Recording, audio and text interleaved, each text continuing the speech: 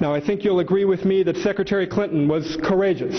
She was courageous when she removed the opposition's terror tag back in September.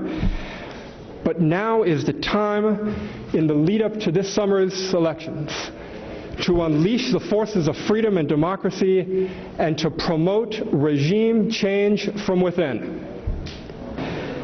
The Iranian opposition, represented by the NCRI and the MEK, is the only grassroots movement prepared to lead Iran into the 21st century and towards a more prosperous future.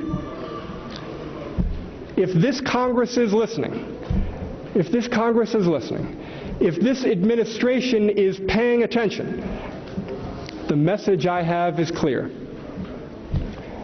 And I agree here with Ted Poe. It's time for the U.S. Congress to act. Regime change from within is the only sensible option.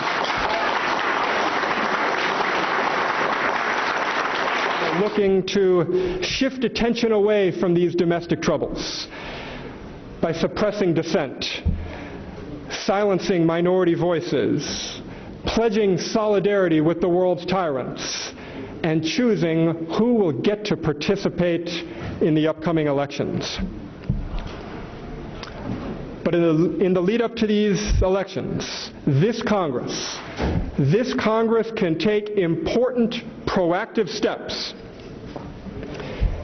If the leaders who you'll be hearing from today and outside this room care about freedom and democracy, I am asking them, and I think you should too, to affirm that the conditions at Camp Liberty do not meet the security and living standards called for under international law, and they should insist that residents be transferred back to Camp Ashraf while they await safe resettlement in third countries.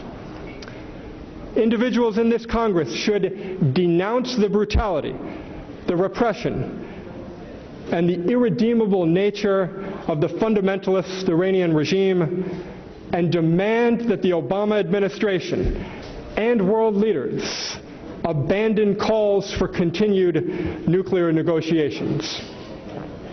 And they should support the Iranian people's calls for democracy in Iran. Ladies and gentlemen, I am absolutely confident that if we take these actions, if we do these things, that we will support an Iranian Spring that will lead to a free and democratic Tehran, and that in the near future we won't be meeting here in Washington, D.C., but we'll be meeting in a free, democratic, and prosperous Tehran.